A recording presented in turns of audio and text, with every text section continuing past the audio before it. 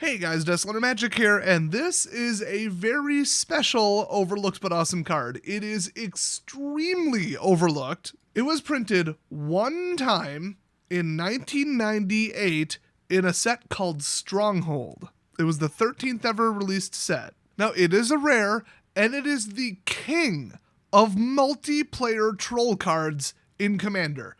I can't even think of a trollier card that just causes absolute chaos but still makes people laugh about it. Now, I kind of hesitate to say this because, unfortunately, I've noticed a pattern that the second I hit publish on this video, this is no longer going to be true, but at the time of this recording, this multiplayer Commander Chaos fun card that's only been printed once in 1998 is $1.99.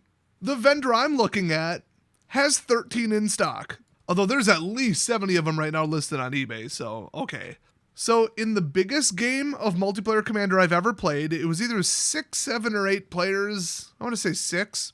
Somebody played this and we were all just like losing our minds over it. You know who you are. You're probably watching this video. All right, enough teasing, but I had to build this up. Okay, the card is Portcullis. And interestingly enough, the set symbol for Stronghold is a portcullis. It's like they knew. So the card reads, whenever any creature comes into play, if there are 2 or more other creatures in play, set that creature aside, which I don't think is still a mechanic, and then if Portcullis leaves play, put the creature into play under its owner's control.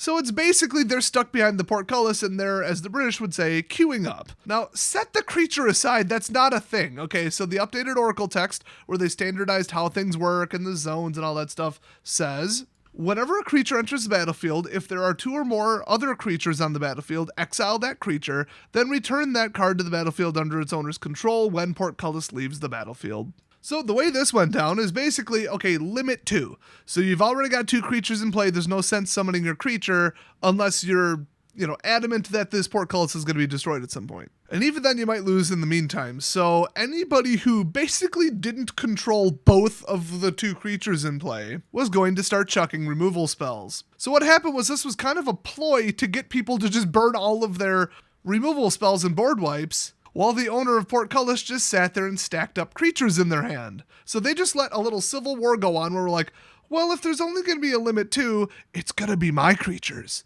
Unfortunately, every other player had a kill spell. So they're like, no, it's going to be my creatures, blow something up. Summon some little small creature, then the next player. Oh, well, I guess I'll summon the other creature, then the next one. Oh, I'll blow both of them up. I don't have anything to summon, I just don't like being attacked. Finally, after 4 turn cycles, somebody was able to destroy Portcullis.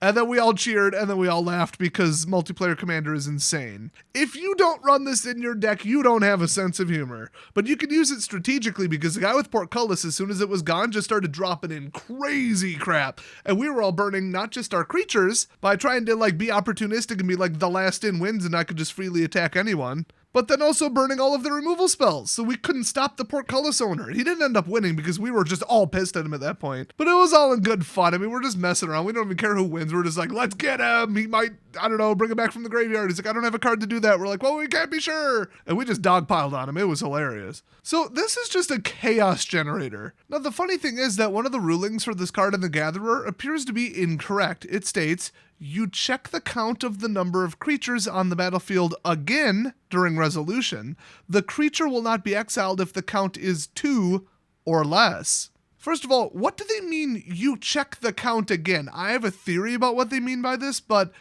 it says whenever a creature enters the battlefield. That means you don't check it on creature casting time. You only check it during resolution. I have a very complicated reason for why I think they said that, but it also says if there are 2 or more creatures on the battlefield, so inclusive of 2, exile that creature. The ruling says the creature will not be exiled if the count is 2 or less. I think they meant to say less than 2 or 1 or less. I mean, I don't see any way that isn't mathematically incorrect. Maybe I'm missing something, maybe I'm thoroughly embarrassing myself, but I am incredibly tired while recording this. And if you thought, hey, I can do a clever little trick, I'm going to strip off all of the abilities of Portcullis. There are a couple cards that can do that. Well then, the part that says return that card to the battlefield under its owner's control when Portcullis leaves the battlefield, Well, that would no longer exist. So if you remove the abilities and then remove the card, people don't get their creatures back. They're just stuck in exile. Clever trick, right? Incorrect. There is a ruling, much later, actually 5 years later than the other rulings, that says the when Portcullis leaves the battlefield ability it's actually like a delayed trigger ability that just floats out in some mysterious magical, I don't know, second version of the stack. Well, you guys know how delayed triggers work. They just kind of float out there. They're just there. So that's right. Part of the ability resolved and part of it didn't, and yet you were able to proceed with the game, and then you get a delayed trigger as part of an ability. Look, they made the card work, okay? I'm not saying they were printed today. I'm not saying it's even within the rules of Magic, but you know what? It's legal in Commander. So yeah, the when the Portcullis leaves the battlefield and onward part of the ability, they say that is part of the ability that exiles the creature. It will trigger when Portcullis leaves the battlefield, even if Portcullis has somehow lost its abilities at that time. I think it would have been way more fun if somebody could pull off a crazy combo like that, and they should have left that ruling off.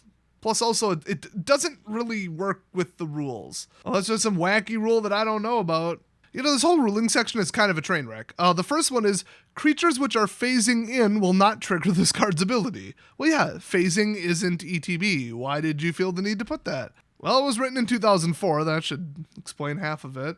Now, try and wrap your head around the fourth one here. It's a bit of a doozy. The creature does enter the battlefield, so any other abilities that trigger on entering the battlefield trigger. This follows the normal rules for timing triggered abilities. First, the current player puts the abilities on the stack in any order. Then, each other player in order does the same.